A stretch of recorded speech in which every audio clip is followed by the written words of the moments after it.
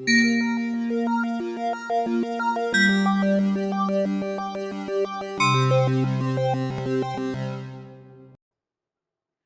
décembre dernier, alors que les cas COVID grimpaient de manière astronomique et que les protocoles se resserraient, la Pêche Média a contacté l'hôpital de Wakefield pour se renseigner sur l'état du personnel.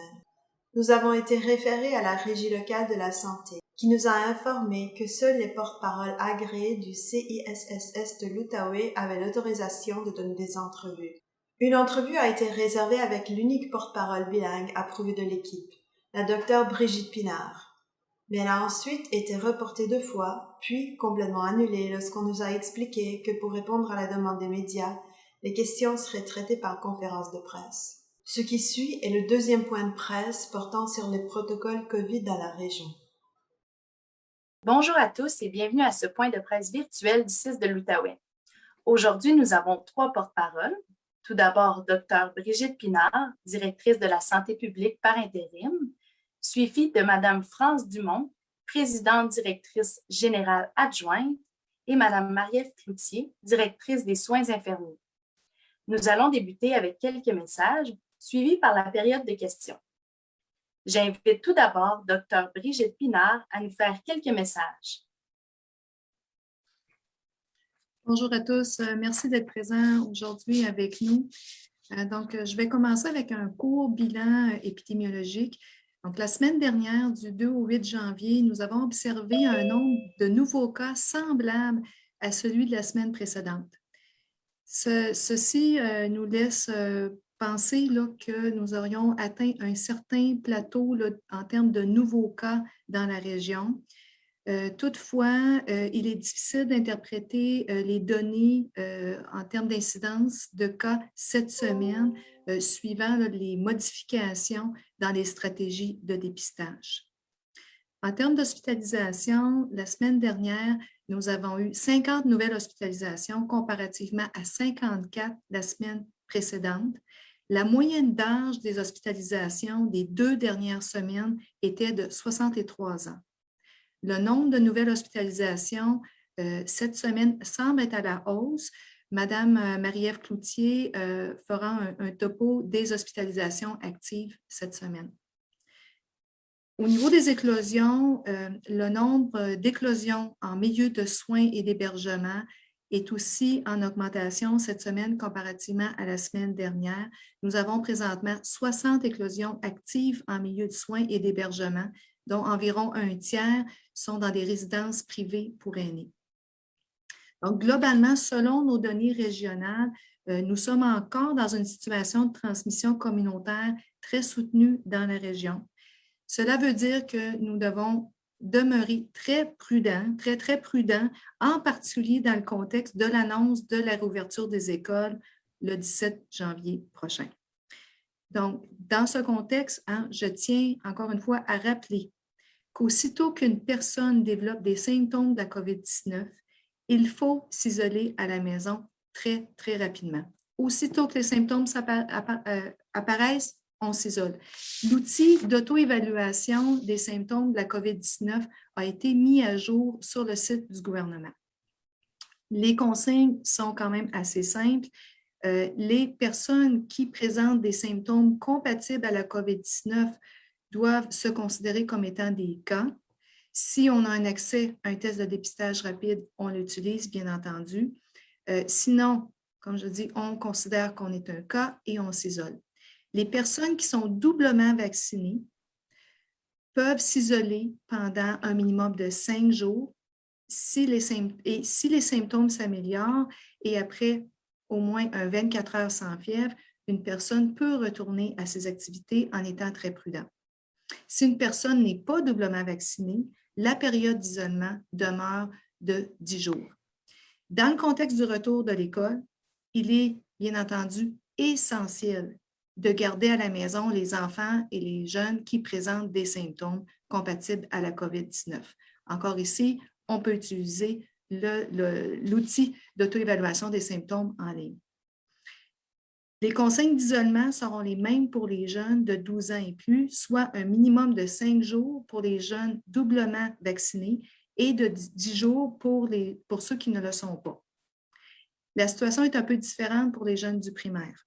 Donc, au primaire, ça inclut le préscolaire, l'isolement sera d'un minimum de 5 jours, que les enfants soient vaccinés ou non. Un résultat de test rapide négatif va toutefois être exigé avant de retourner à l'école après 5 jours d'isolement, suivant le début des symptômes. Si le test est positif, on doit demeurer plus longtemps à la maison. Finalement, les contacts domiciliaires d'une personne symptomatique devront s'isoler en même temps que la personne symptomatique. On sait que le taux d'attaque à l'intérieur d'un domicile est très, très élevé, donc on ne prend pas de risque. Les contacts domiciliaires s'isolent en même temps que la personne symptomatique. Les contacts domiciliaires pourront reprendre leur activité dans les mêmes conditions que la personne qui était symptomatique. C'est la gestion, c'est l'approche globale de gestion que nous allons suivre dans les prochaines semaines. Je tiens aussi à souligner que la vaccination demeure efficace pour se protéger des complications de la COVID-19. On encourage toutes les personnes qui ne l'ont pas fait encore à aller chercher sa 3e dose de vaccin. Maintenant, à partir d'aujourd'hui, en fait, toutes les personnes de 18 ans et plus peuvent prendre le rendez-vous pour la vaccination. Merci. Merci, Dr. Pinard. Je vais maintenant céder la parole à Mme France Dumont. Alors, bonjour tout le monde. Merci d'être là à nouveau avec nous. Disons-le, nous vivons une 5e vague plutôt difficile en ce moment au niveau des hospitalisations. La situation ne s'améliore pas, du moins pas encore, et les hospitalisations sont en hausse constante. Nous sommes actuellement à 128 hospitalisations et 4 au niveau des soins intensifs. Alors, vous remarquez que le nombre de personnes en soins intensifs est quand même relativement bas, contrairement à la vague 3, qui était très difficile pour nous. Madame Cloutier va faire le tour plus en détail de cette question avec vous dans les minutes qui suivent. Évidemment, on suit de très près aussi toutes les éclosions qu'il y a au niveau des CHSLD. Alors, comme vous savez, le personnel a été rehaussé de ce côté-là. Les mesures sont appliquées strictement et nous remercions les proches aidants qui viennent nous soutenir et donner un coup de main. Ça nous aide grandement dans ces moments plutôt difficiles. Je vais prendre quelques minutes pour vous parler de la situation du délestage qui nous préoccupe toujours tous beaucoup. Heureusement, avec l'effort de tous, et je vais revenir sur ce point-là, actuellement, le dépistage dans l'Outaouais est minimisé. Alors, au niveau des blocs opératoires, actuellement, nous n'avons pas délesté de chirurgie. On peut même dire, là, si on fait le point, la situation difficile que nous avions au mois d'août, avec 10 500 patients sur la liste d'attente, on a réussi tout de même à la résorber à 8 800 sur la liste d'attente actuellement. Alors, évidemment, c'est loin de nos objectifs. C'est encore beaucoup plus que ce que nous avions avant la pandémie, mais il reste que grâce à la combinaison des offres de services dans la région, avec les CMS qui nous donnent un coup de main, avec les efforts que font le personnel pour maintenir les volets chirurgicaux partout au niveau de la région, nous avons réussi quand même à baisser cette liste d'attente-là. Évidemment, il y a certaines personnes d'entre vous à la maison qui attendaient une chirurgie importante. Alors, je sais que c'est préoccupant. Sachez que nous faisons tout en notre possible pour ne pas retarder des chirurgies et que nos comités de priorisation chirurgicale sont toujours en place, évaluent les cas un à un chaque semaine et s'assurent d'aller vers les cas les plus urgents, bien sûr, dans le contexte, mais sont à l'écoute de tous les besoins là, qui sont générés dans les listes d'attente chirurgicales. Comme vous savez, nous avons aussi délesté des cliniques externes. En fait, nous avons surtout modifié la façon d'offrir les cliniques externes en revenant à une combinaison de rendez-vous téléphoniques, de rendez-vous web à distance et de rendez-vous en présentiel.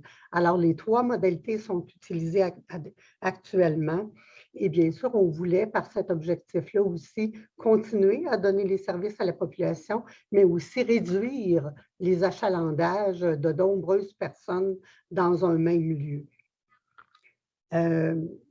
Nous avons dû, vous savez aussi, fermer l'urgence de Petite Nation à cause du personnel atteint de la COVID. Actuellement, nous suivons de près cette situation-là et dès que ce sera possible, qu'il y aura suffisamment de personnel, de revenus, la réouverture se fera. Entre-temps, des rendez-vous ont été ajoutés au GMF. Nous invitons donc toute la population qui a des besoins à ne pas hésiter et à rencontrer les médecins du GMF pour répondre à leurs besoins.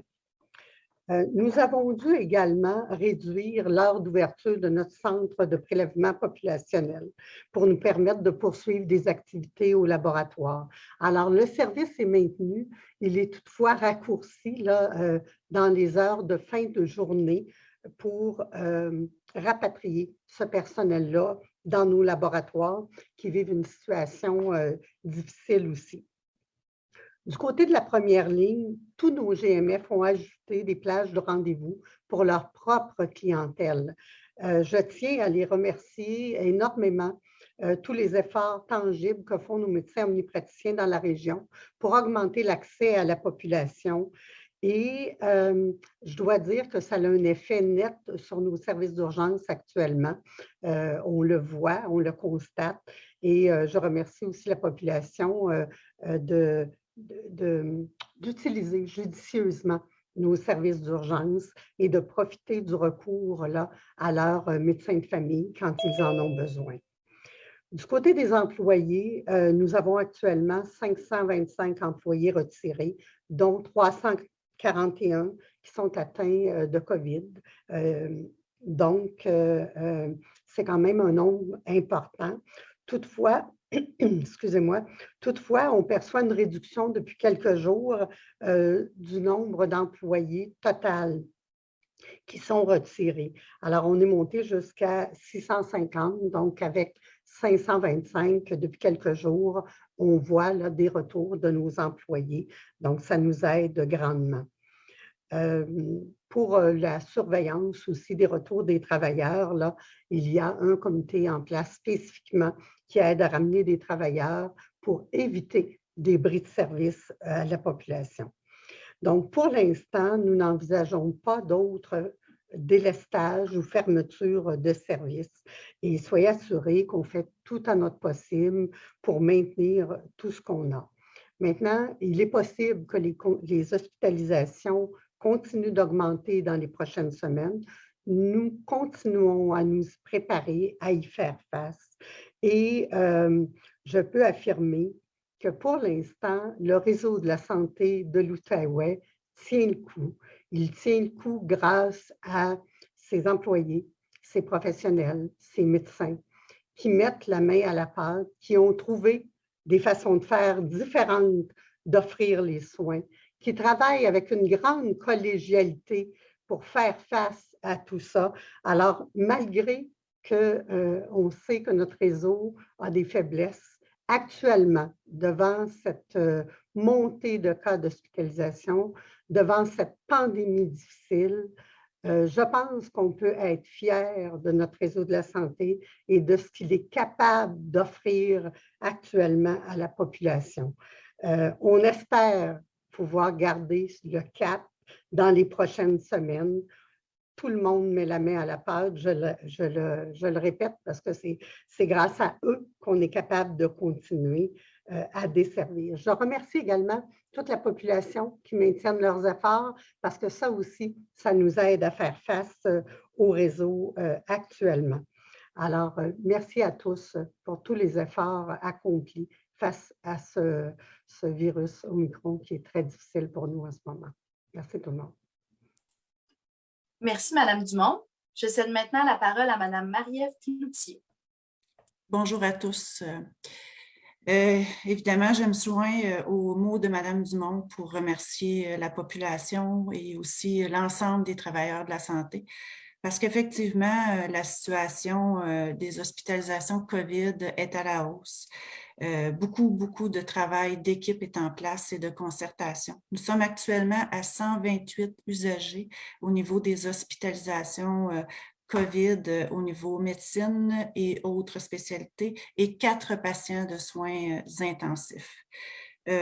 Nous avons regardé, là, suite à la question aussi de la dernière, à vraiment vous fournir des chiffres là, en lien avec les patients vaccinés et non vaccinés.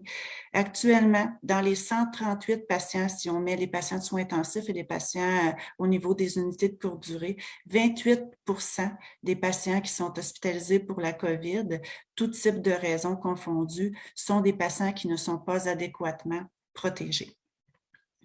Donc, nous avons aussi ventilé pour vous là, des données qui vous permettent un peu de comprendre quand on regarde au niveau de la situation actuelle de la COVID pour la 5e vague. 42% des usagers qui sont dans nos lits d'hospitalisation de courte durée sont des patients pour lesquels ils ont des soins qui sont reliés à un premier diagnostic de la COVID. Donc, ces patients-là sont admis parce qu'ils ont des effets secondaires reliés à la COVID et doivent être soignés. 58% des autres patients qui sont hospitalisés pour la COVID, ils sont pour une autre raison secondaire, mais se retrouvent à avoir un diagnostic positif à la COVID. On entend ici une fracture de hanche qui arrive et qui est aussi positif à la COVID, mais qui est hospitalisée préalablement pour la fracture de hanche. La même chose pour une opération urgente au niveau abdominal, mais la personne doit se faire opérer et est positive à la COVID, mais n'a pas de symptômes précis reliés à la COVID, mais fait quand même partie des gens qui sont hospitalisés et qui sont comptabilisés dans les gens qui ont la COVID au niveau des usagers quand on vous transmet l'information des usagers hospitalisés. Donc, c'est important à comprendre cette information-là, puisque la dernière conférence de presse, je vous ai mentionné aussi que la façon dont il arrive en équipe avec l'adéquation qu'on fait vraiment des besoins de la population versus notre nombre de lits, on peut aussi faire de la substitution de l'hiver. On diminue le nombre de l'hiver pour les rouges, mais c'est important de vous faire comprendre qu'on a aussi de la clientèle hospitalisée en lit rouge qui normalement serait dans des l'hiver. Donc, c'est la hausse des cas. On fait cette adéquation-là en équipe avec les équipes médicales, les équipes cliniques de façon quotidienne et je vous dirais même plusieurs fois par jour, quotidiennement, on fait le suivi du nombre d'admissions. La capacité hospitalière qui est envisagée pour le ministère pour la hausse de la vague est quand même 150 lits de médecine, d'unité de courte durée et 14 lits de soins intensifs. Donc, quand je rementionne les efforts de Mme Dumont, on a mentionné des équipes, on en a toujours besoin. C'est comme ça qu'on y arrive depuis le début, en limitant le plus possible dans le fond, la diminution des activités qu'on veut conserver dans les activités qu'on a déjà diminuées préalablement depuis notre 3e vague de façon quand même assez forte. On a toujours au niveau régional là, de 90 à 100 lits de courte durée pour laquelle on n'est pas en mesure d'ouvrir dû à notre pénurie de ressources. On varie là, parce on s'ajuste en fonction des ressources disponibles et de notre capacité d'ouvrir des lits et du besoin de la population, évidemment. Il y a tout de même des bonnes choses aussi qu'on fait pour réussir vraiment à améliorer l'accès aux services spécialisés et diminuer l'achalandage aux urgences. Entre autres, on a mis en place il y a une semaine l'ajout d'une chirurgie supplémentaire au niveau de la fracture de hanche et de la fracture du genou. Et c'est des chirurgies que nous, maintenant, ici, on est dans les premiers au Québec à le faire. On fait la chirurgie de la hanche en chirurgie d'un jour, donc pas besoin d'être admis. On a augmenté à une de plus. On en fait maintenant 4 par jour. Et ça, pour les 2 types de chirurgie de la hanche, chirurgie du genou, ce qui nous permet vraiment d'augmenter encore plus notre accessibilité en lien avec nos listes chirurgicales. On a même aussi des équipes de médecins spécialistes chirurgiens qui contribuent aux soins post-op des patients au niveau des étages pour réussir à faire des types de chirurgie spécifiques lorsque le comité de priorisation, comme Mme Dumont vous mentionnait tantôt, se rencontre et regarde les soins critiques et viennent avec nous participer à l'effort pour assurer une surveillance post-opératoire des patients aux étages. On a mis en place qui va débuter d'ici lundi, une clinique d'accès rapide. Vous savez, Mme Dumont a mentionné qu'on avait quand même délesté aux cliniques externes, mais qu'on a plus modulé la façon de voir les patients par voie téléphonique.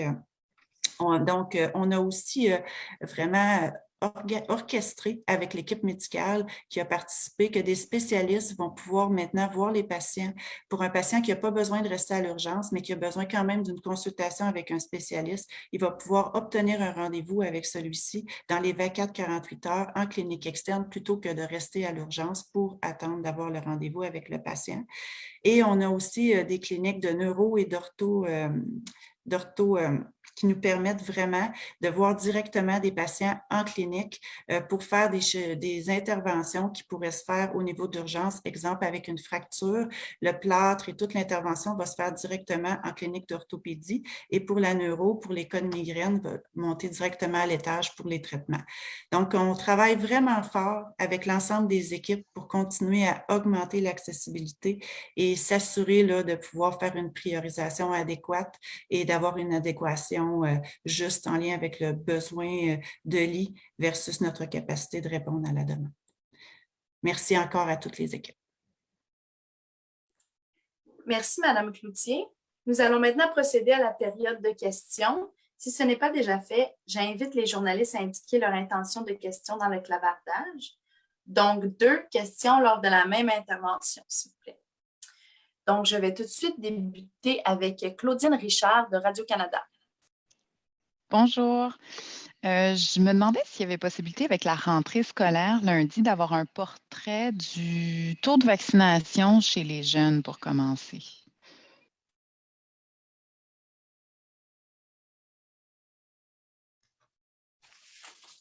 Oui, je n'ai pas des informations très détaillées en main. Par contre, je peux vous dire qu'en date du 10 janvier, nous avions une couverture vaccinale de plus de 54 chez nos 5-11 ans.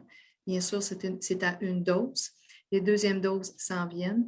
Mais bon, c'est des données quand même qui sont très récentes. On pourrait au besoin vous fournir la donnée la plus à jour en date d'aujourd'hui. Il y a aussi une donnée sur la prise de rendez-vous. Je ne l'ai pas en main, mais bref, il y a au moins, notre couverture vaccinale est à au moins 54 en date du début de la semaine chez nos plus jeunes. Chez nos 12-17 ans, couverture vaccinale à une dose, elle est à 81 au début de la semaine. Donc, ça aussi, on peut regarder la donnée sur la prise de rendez-vous. Au niveau d'une couverture 2 doses, chez nos 12-17 ans, elle était de plus de 76 en début de semaine. C'est les données que j'ai présentement. Et est-ce que vous pouvez aussi peut-être nous expliquer avec des exemples comment l'isolement va fonctionner? Parce qu'on veut s'assurer de garder les classes le plus longtemps ouvertes. On a réduit à 5 jours, mais il y a une différence s'il y a un cas COVID dans la classe ou un cas COVID à la maison. Est-ce que ça vous dérangerait de nous donner comme un exemple fictif de comment cette situation-là changerait d'un scénario à l'autre? En fait, le mot-clé pour comprendre la gestion qui va être en place à la réouverture des classes, c'est la vigie des symptômes. Donc, on va agir, et en fait, on demande aux parents et au milieu scolaire d'agir très, très rapidement lorsque des symptômes apparaissent. Ça veut dire quoi? Ça veut dire que les parents doivent garder à la maison les enfants et les jeunes qui ont un début de symptômes. On ne se questionne pas, on les garde à la maison. Parce que la tolérance par rapport à la présence de symptômes à l'école va être extrêmement faible. Donc, même chose en classe. Un enfant commence à développer des symptômes. Avant les fêtes, l'école avait des tests rapides pour pouvoir vérifier si l'enfant avait un résultat positif et négatif. Ça va être toujours le cas. Mais même si un enfant qui développe des symptômes à l'école aurait un premier résultat de test rapide négatif à l'école, il va quand même devoir s'isoler à la maison. On ne gardera pas d'enfants à l'école qui commence à développer des symptômes. Ça prend une période d'isolement à la maison. C'est une période d'un minimum de 5 jours. Il faut, avant de penser à un retour à l'école, il faut avoir une amélioration des symptômes, une absence de fièvre pendant 24 heures et pour les jeunes du primaire, un résultat de test rapide négatif. La fratrie, donc les contacts domiciliaires d'un jeune qui est asymptomatique, va devoir s'isoler en même temps que le cas.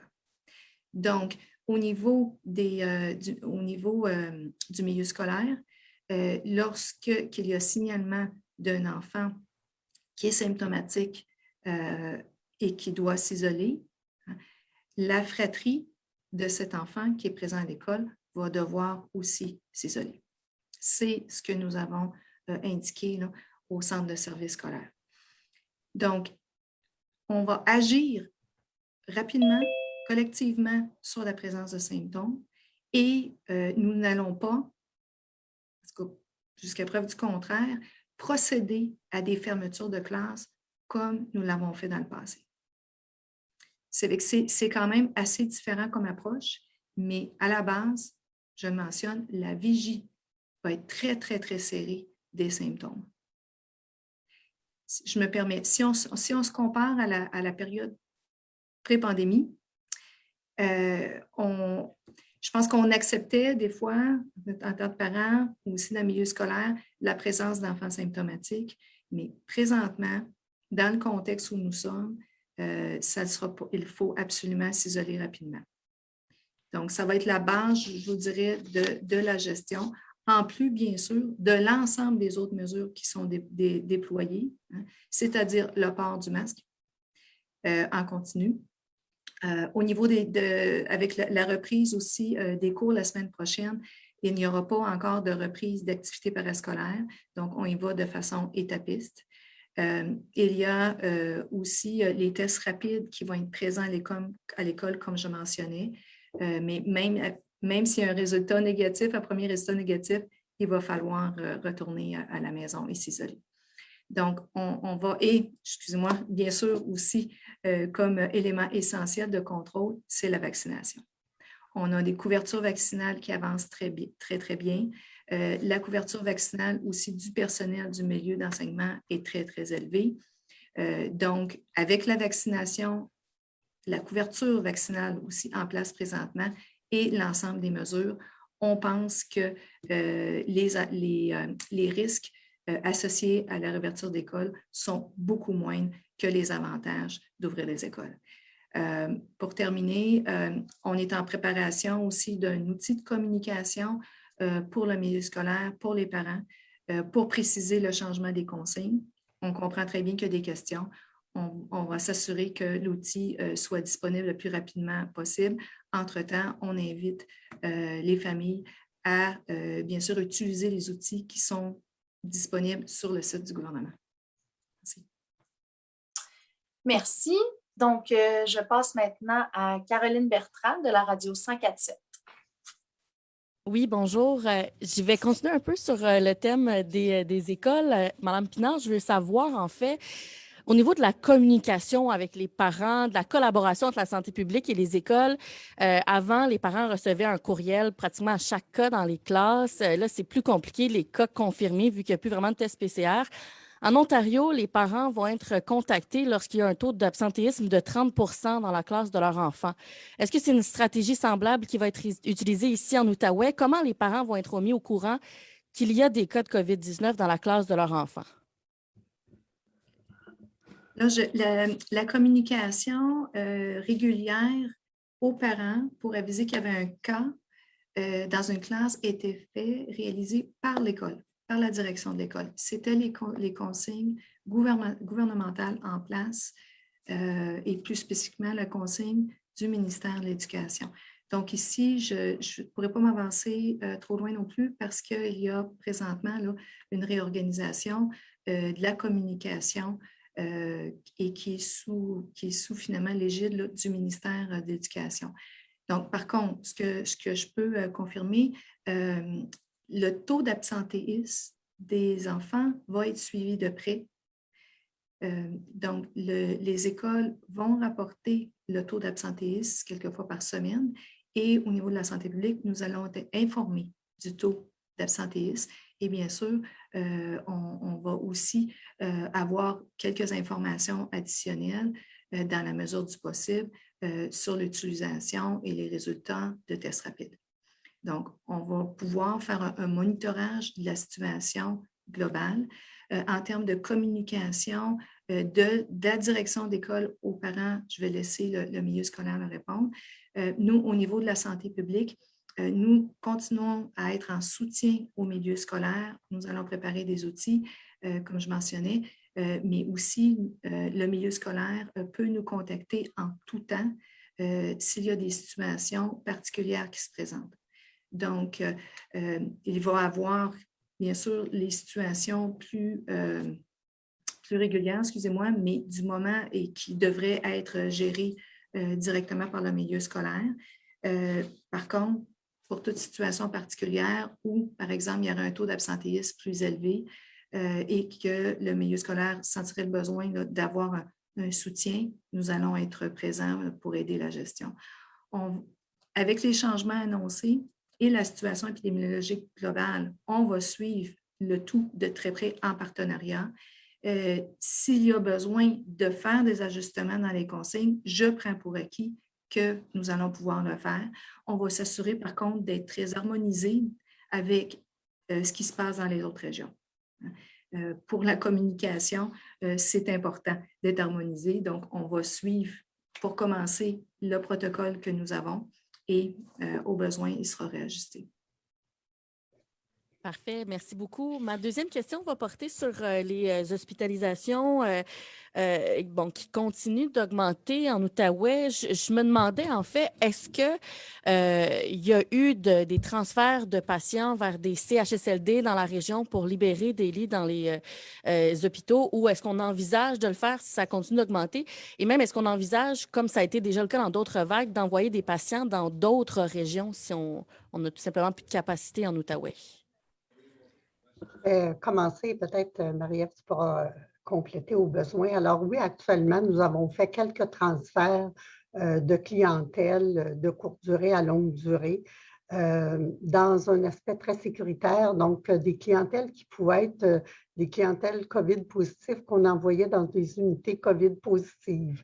Et les transferts se font aussi en chambre unique. Alors, on a pris toutes les précautions là, pour transférer ces clientèles-là vers les milieux pour justement être capable d'absorber plus de clientèle au niveau de la courte durée. Comme on disait, là, cette vague-ci est très différente et nos modalités aussi d'ajustement avec le temps d'une vague 1 à la 5e vague se sont beaucoup raffermies. Et on a aussi fait beaucoup de pas là, en CHSLD pour ajouter du personnel de la vague 1 à maintenant pour faire face à ces éléments-là.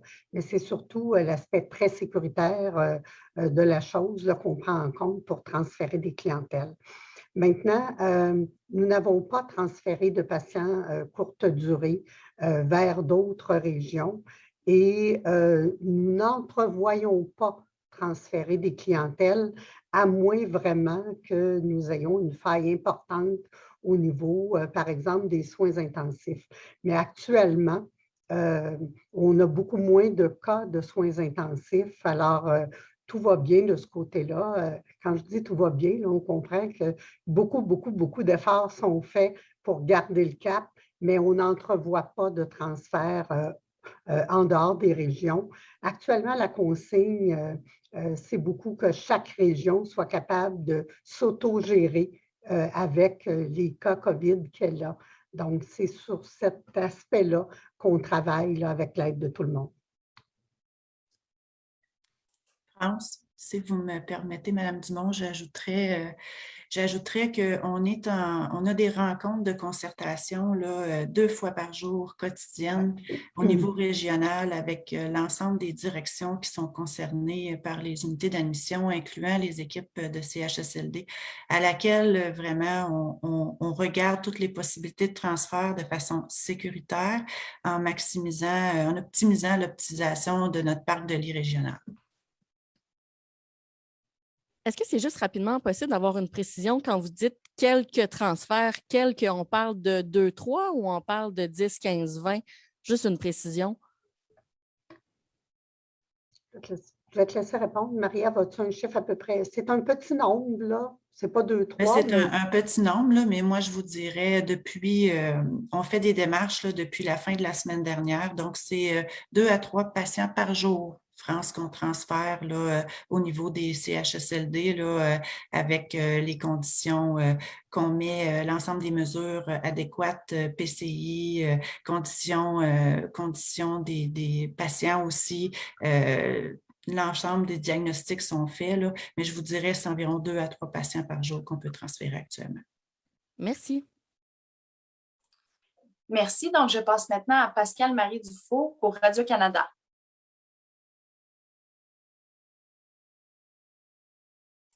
Êtes-vous toujours là?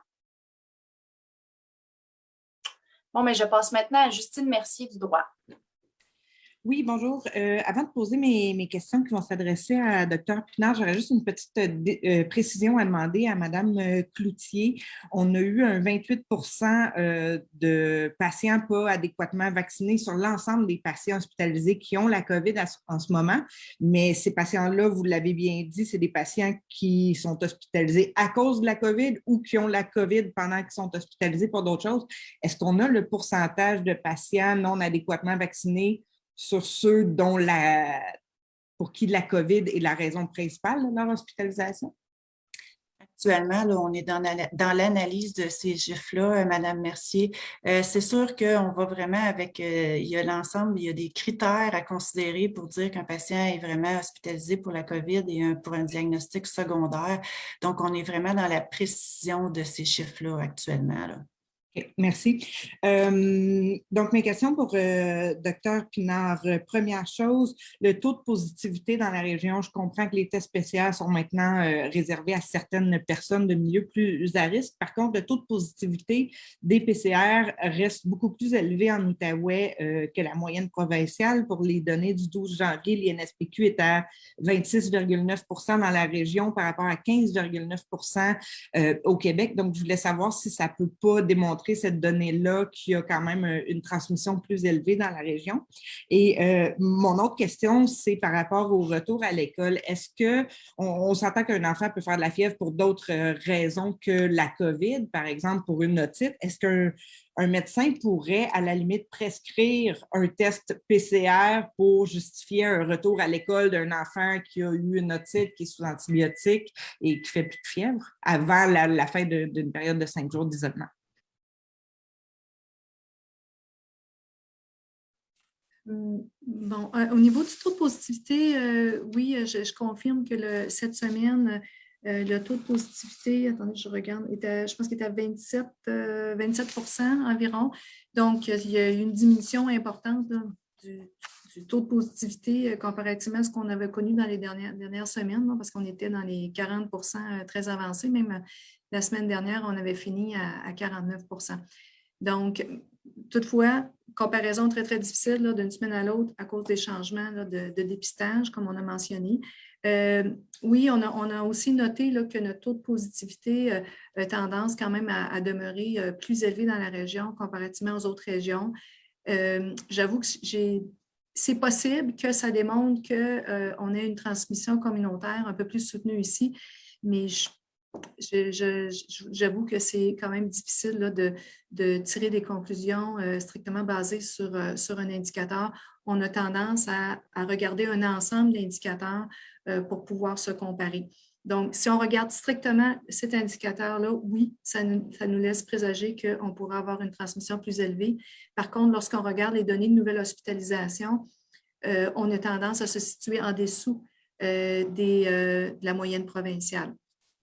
Donc, globalement, lorsqu'on analyse les indicateurs qu'on peut toujours suivre de près là, depuis le changement du dépistage, on conclut que nous avons une transmission communautaire qui demeure soutenue dans la région et fort probablement autant, minimalement autant que dans les autres régions. Donc, c'est difficile de faire une lecture. J'ai demandé à mon équipe d'essayer de regarder de plus près justement le taux de positivité en fonction des catégories d'analyse. Je n'ai pas vu encore les conclusions. Des fois, c'est difficile d'aller chercher les chiffres et les données pour faire l'analyse, mais c'est quelque chose qu'on va regarder de près là, pour les prochaines semaines. Mais je n'ai vraiment aucune conclusion lorsqu'on essaie de comparer les analyses, c'est-à-dire les catégories de situations pour lesquelles un dépistage est demandé. Votre autre question, je vous dirais qu'il peut arriver des circonstances où les enfants pourraient avoir un accès aux tests PCR dans un contexte clinique. Par exemple, s'il y a une mission à l'hôpital, il y a un dépistage à chaque admission. Donc, c'en est des situations. Donc, il pourrait en arriver, mais je vous dirais que globalement, qu'est-ce qui est important, bien sûr, c'est l'isolement dès l'apparition des symptômes, un suivi, comme on le fait toujours, de l'état de situation des enfants lorsqu'il est malade. Bien entendu, on conseille fortement aux parents de consulter s'il y a de l'inquiétude par rapport à l'état de santé de l'enfant et ensuite le clinicien fera le suivi et les tests nécessaires pour établir un diagnostic. Donc, globalement, lorsqu'on regarde notre approche globale présentement pour la COVID-19, isolement lorsque développement des symptômes, utilisation des tests rapides, excusez-moi, si disponible à la maison pour confirmer un diagnostic et aussi pour les jeunes du primaire avant de retourner à l'école. Il y a une exception pour le retour, dans le cas ici du développement de symptômes s'apparentant à la COVID et un tableau clinique très, très léger. Là. Il y a une exception pour pouvoir retourner à l'école avant 5 jours, c'est celle d'avoir deux résultats de tests rapides négatifs à l'intérieur de 24-36 heures. Donc, si un enfant développe des symptômes très, très légers, globalement semble très bien, a un premier test rapide dès le début des symptômes qui est négatif, 24-36 heures plus tard, il y a un deuxième test qui est fait, le résultat est négatif, l'enfant est très bien, les symptômes sont partis, pas de fièvre, il pourrait retourner à l'école avant 5 jours. Merci. Merci. Donc, on va réessayer avec Pascal Marie de Radio-Canada.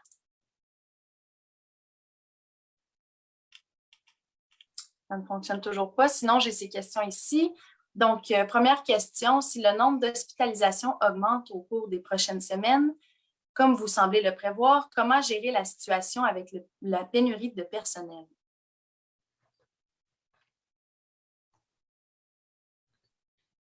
Dans le fond, comme on vous expliquait, là, on a vraiment une adéquation qu'on fait avec le nombre de cas qui entrent et le nombre de lits qu'on a disponibles et le nombre de l'hiver. Donc, c'est vraiment là, une adéquation quotidienne que l'on fait avec le nombre de cas. On s'assure vraiment de répondre aux besoins du nombre de cas rouges qui entrent au niveau des urgences et aussi au niveau des différents... vous savez, la contamination est très, très, très présente partout en communauté. Donc, il arrive aussi que quelqu'un va se déclarer positif un peu par la suite. Donc, c'est vraiment au niveau là, de la gestion de nos lits en équipe avec toute notre équipe de direction du CIS, incluant les équipes de CHSLD. On travaille avec les médecines au niveau des médecins de famille. Et dans le fond, il faut vraiment faire notre adéquation entre nos lits, notre besoin de population, notre volume de patients à l'urgence et puis l'ensemble de notre parc de lits régional et l'ensemble des lits qu'on a en collaboration avec toutes les directions. On travaille en équipe là-dedans pour subvenir aux besoins. On ne vous cache pas que la situation est tout de même très, très difficile à l'intérieur des hôpitaux. Les gens travaillent très fort à poursuivre, conserver les mesures, s'assurer de mettre l'ensemble des mesures en place, à suivre toutes les mesures PCI qui sont reliées à la gestion de cas de patients COVID. Mais on regarde là vraiment au niveau quotidien la demande et aussi, vous savez, un patient qui est COVID, on a aussi des congés actuellement qui a des patients COVID, des patients qui finissent leur période au niveau de leur période COVID pour redevenir des patients verts. Donc, c'est toute une gestion qu'on fait au quotidien. Peut-être compléter sur 2 éléments, je pense, là, pour rejoindre l'idée des employés. Pour faire face à une augmentation de cas dans le contexte, bon, comme je disais tantôt, on a quand même un retour graduel des employés. Espérons que ça se maintienne. Une des modalités, c'est le retour au travail des employés avec les conditions élargies. Donc, c'est certain que des cas contacts asymptomatiques peuvent être amenés au travail. Donc, c'est une des mesures là, qu'on met de l'avant pour tenir le bateau à flot. Et l'autre élément qui est dans nos cartons, c'est toute la dimension de tâches médicales élargies sur laquelle on a un plan aussi qui est prêt à être déployé si on avait besoin pour aider et soutenir nos infirmières et nos professionnels sur le terrain. Merci. Donc, pour votre deuxième question, on va pouvoir vous revenir à l'écrit. Donc, je passe maintenant la parole à François Carrier de CHIP FM. Oui, merci. Cette question-là devrait s'adresser, je pense, à Mme Dumont. Vous êtes en mesure de me répondre. Est-ce que vous pouvez nous donner une idée de la situation à l'hôpital situé à Charville, du Pontiac, entre autres pour les hospitalisations, pardon. Est-ce qu'il y en a? Est-ce qu'il y a des services affectés également à l'hôpital de Charville? Monsieur Carrier, je vais permettre à Mme Cloutier de répondre. Elle est plus à même des détails qu'elle pourra vous donner sur cette question-là. Merci, allez-y. Bonjour, M. Carrier. Actuellement, oui, on a eu des hospitalisations COVID à l'hôpital de Charville. Par contre, aucun service n'est affecté pour le moment et la situation n'est pas en contexte d'éclosion non plus à l'hôpital de Charville. Ça répond. Toujours en lien, oui, excusez, oui, ça a répondu en bonne partie. Dites-moi aussi pour le personnel, comment regarde cette situation? Est-ce qu'il y a un taux d'absentéisme aussi élevé? Est-ce que ça ressemble également à ce qu'on retrouve ailleurs en région? Je vous dirais, il y a eu du personnel qui ont été touchés, là, soit par eux-mêmes ou par des contacts. Là. On a fait le même type d'isolation. Il y a aussi des retours au travail là, en lien avec les équipes là, lorsque la période d'isolation est terminée. Merci. Merci. Donc, on passe maintenant à TVA qui a dû quitter. Donc, je vais poser les questions. Première question. Québec a dit que les hospitalisations seront à la hausse au cours des prochains jours. Est-ce qu'on s'attend à ça ici aussi? Je pense qu'on a répondu un petit peu tantôt là, à cette question-là. Évidemment, on est aux aguets.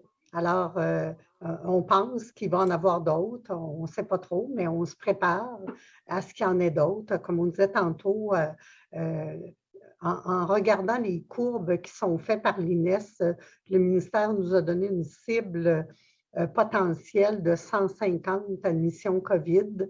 Alors, on est à 130, donc on peut penser qu'on n'a pas atteint le pic, donc on s'y prépare. Merci, France. Deuxième question. Avec la situation actuelle difficile, êtes-vous d'accord avec les assouplissements de Québec? C'est une question large là, sur les assouplissements. Je ne sais pas, Brigitte, si tu veux prendre le volet communautaire. Oui, je pense que notre objectif était d'ouvrir les écoles le plus rapidement possible. Donc, dans la situation actuelle, on pense qu'il y a beaucoup plus d'avantages de rouvrir les écoles comparativement au risque. On va suivre la situation de très près. Il y a quand même une série là, de mesures en place. Il y a des changements dans les mesures comparativement à ce qu'on a connu avant, mais il reste quand même une série de mesures. et on va suivre le tout de très, très près. Donc, on comprend qu'il y a énormément d'impact aussi de garder nos enfants à la maison là, pour l'éducation. Ce n'est pas une formule idéale comparativement à l'éducation régulière en présentiel. Donc, du côté de la santé publique, là, on est confortable avec la prise de décision. Mais bien entendu, on va suivre de tout de près et s'il y a besoin, mais il y aura réajustement. Merci, Brigitte. Donc, je passe maintenant à Alvin de CHGA. Bonjour à tous. J'avais 2 questions à vous poser. La première, c'était, vous avez déjà parlé juste avant de vous avez réussi à résorber la liste d'attente pour les autres opérations, notamment en chirurgie. Je voulais juste revenir tout d'abord sur comment est-ce que vous faites pour résorber cette liste d'attente de manière efficace.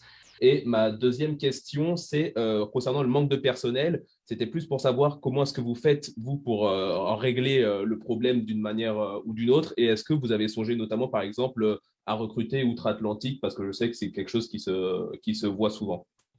Merci. Alors, je peux peut-être y aller un peu là, du côté de la liste d'attente de chirurgie. Écoutez, la priorisation, est un élément là, qui nous aide à bien planifier les cas. Le deuxième, c'est la régionalisation des chirurgies. Donc, le fait qu'on peut faire des chirurgies dans nos différents hôpitaux en offrant cette possibilité-là aux citoyens, même s'ils habitent à Gatineau ou un petit peu en dehors là, de leur territoire, mais on offre cette possibilité de faire des chirurgies comme telles.